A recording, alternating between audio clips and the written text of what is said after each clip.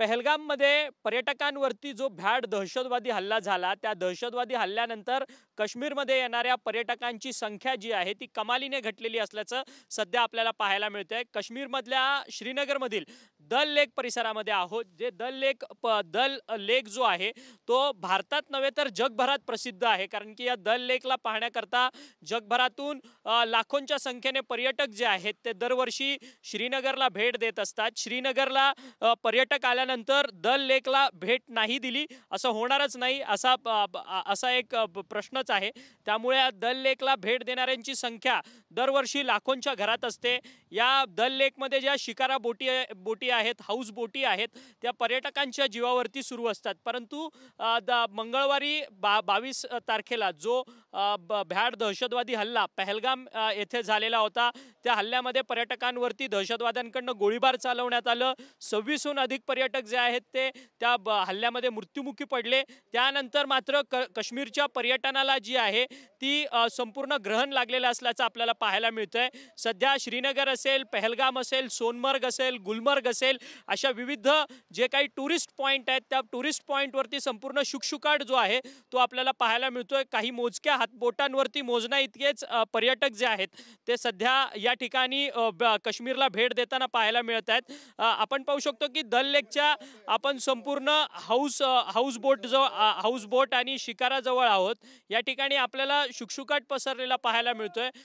तलावामध्ये देखील बोटीची संख्या जी आहे ती सध्या कमी असल्याचं आपल्याला पाहायला मिळतोय. संपूर्ण दल लेक परिसर जो आहे तो 20 किलोमीटर परिसरचा हा संपूर्ण परिघ आहे. या परिघामध्ये हे दल लेक आहे. आपण या दल लेकमधल्या असलेल्या बोटींची संख्या पाहू शकतो की या बोटींमध्ये अद्याप कुणीच पर्यटक जे आहेत ते आपल्याला पाहायला नाही मिळत आहेत.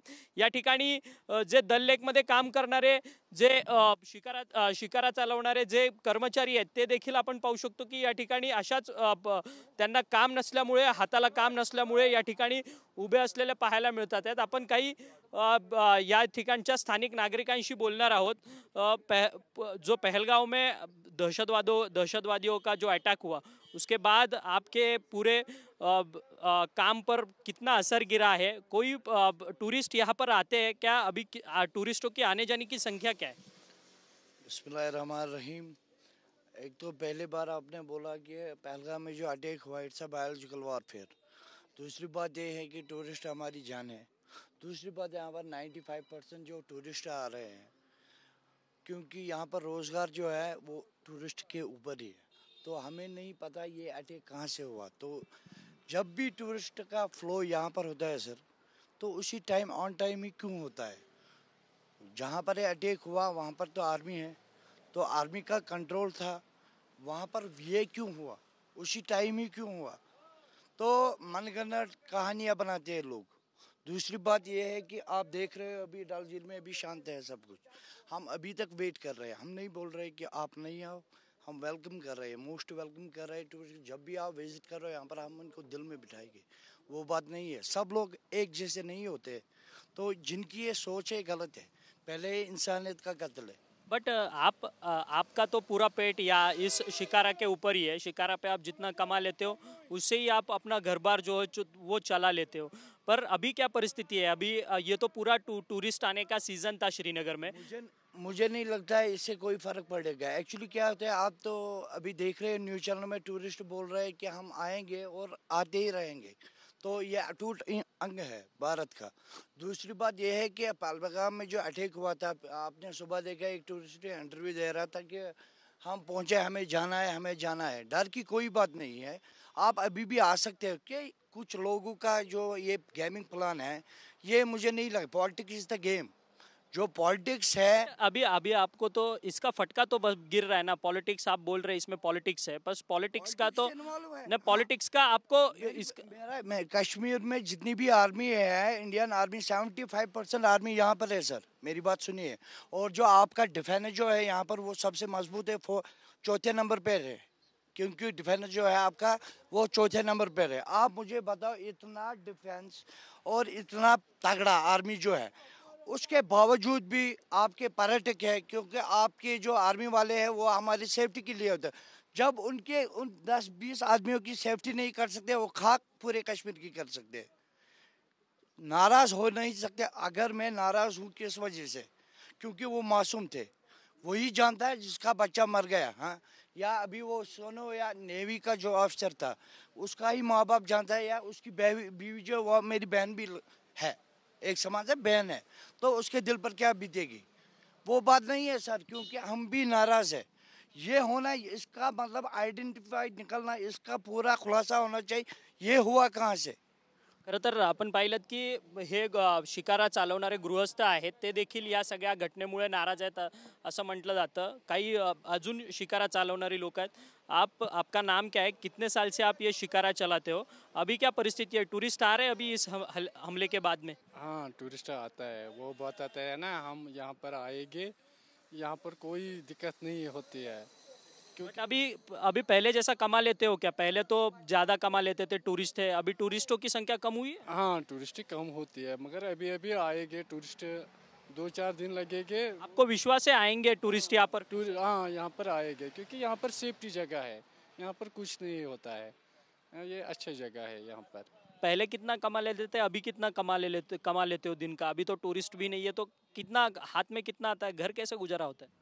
यहाँ पर टूरिस्ट कम आते हैं, जो अभी कम से कम 1000 या 800 में दिन में पड़ते थे, उधर 2000 2500 दिन में पढ़ते थे। आज 800 या 100 में 1000 में बस यही बनते हैं। खरं तर आपण पाहिलं की रोजगार मिळण्याची संपूर्ण संख्या जी आहे ती या लोकांची घटलेली असल्याचं आपल्याला पाहायला मिळतं। तारिक अहमद आपल्या बरोबर आहेत। तारिक अहमद यांची एक महत्त्वाची ओळख सांगायचं गेलं तर तारिक अहमद हे काश्मीरचे शिवसेना वैद्यकीय कक्षाचे प्रमुख आहेत। दल लेक परिसर हा आपण संपूर्ण पाहतोय, हा दल लेक परिसर जो आहे तो पूर्ण 20 किलोमीटरचा परिसर आहे। या 20 किलोमीटरच्या संपूर्ण दल लेकच्या परिसरामध्ये हाऊस बोट आहे, शिकारा आहे। या ठिकाणी कोणत्याही पर्यटकाला जर इमर्जन्सी सेवा आली, अर्थात त्याला कोणत्याही पद्धतीचं हॉस्पिटलाइज करण्याची व्यवस्था गरज पडली तर ती संपूर्ण जी व्यवस्था आहे ती तारिक अहमद हे घेत असतात। तारिक अहमद यांची स्वतःची एक शिकारा आहे, त्यांनी ती शिकारा एक म्हणजे पाण्यातल्या ॲम्ब्युलन्स सारखी त्यांनी ती तयार केलेली आहे। अपन तारिक अहमद यांच्याशी बोलणार आहोत। तारिक जी, आपका स्वागत है टीवी 9 मराठी में।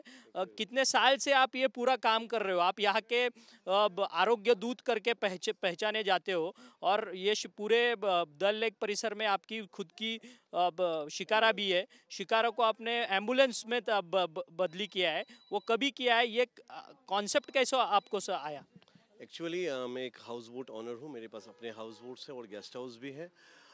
जब कोरोना हुआ था उस टाइम थोड़ा आपको पता ही है कि हालात कैसी थी कश्मीर के अंदर, तो किसी ने मुझे क्रॉस नहीं किया था एक जगह से दूसरी जगह पे, और हॉस्पिटल से आके मैंने एक एम्बुलेंस बनाई, तब से लेके अभी तक मेरी एम्बुलेंस चलती है। I am helping day and night for the tourist.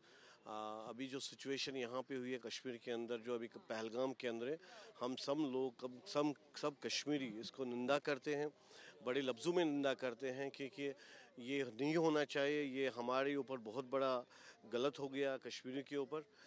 हम सब कश्मीरी इसके साथ हैं, बट जो हो गया वो सही नहीं हुआ कश्मीर के अंदर, और जिसने किया उसको पूरा दंड मिलना चाहिए, पूरी तरीके से उसको उसके ऊपर पूरा एक ना एक क्रेक डाउन टाइप लगना चाहिए, उनको पकड़ के उनको लाल चौक में लाइए, हम कश्मीरी उनको मारेंगे। तारिक जी, पर आपके खुद के पास भी हाउस बोट है, एक आपने हाउस बोट तो एम्बुलेंस में तब्दील की है।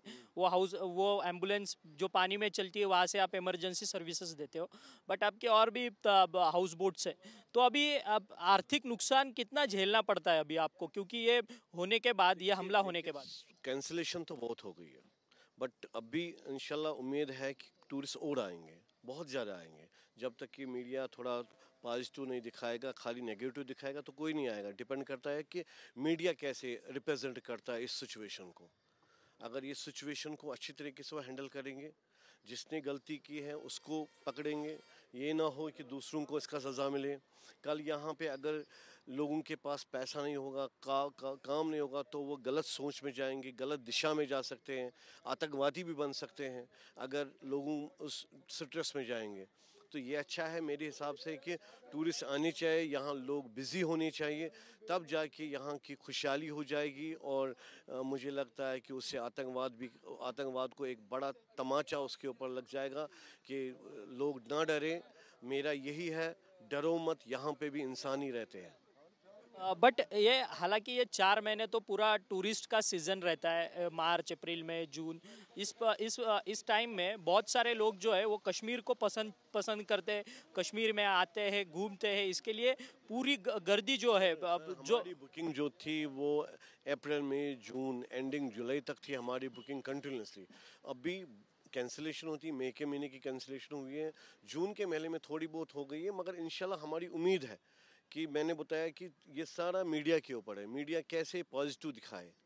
क्योंकि अगर नेगेटिव बाहर जाएगा तो लोग हिंदू मुस्लिम का कार्ड खेलेंगे, ये करेंगे, वो मेरे लिए, वो सब के लिए ख़राबी है। वो हिंदुस्तान के लिए, कश्मीर के लिए, हर एक ह्यूमन के लिए वो ठीक नहीं है अगर ये कार्ड खेला गया।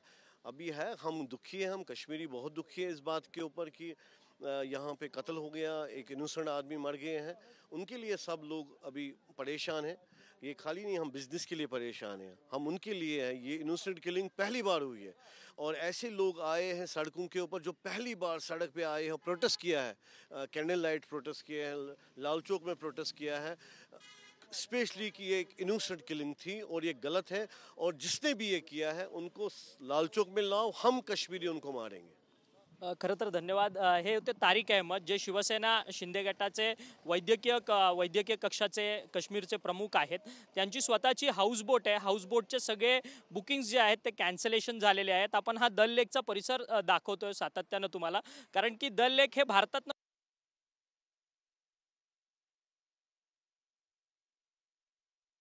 मोठ्या संख्येने येत असतात आणि संपूर्ण एक सीझन असतो पर्यटकांचा। तो संपूर्ण पर्यटकांचा सीझन जो आहे तो काश्मीरमध्ये फ्लॉप झालेला असल्याचं पाहायला मिळतंय।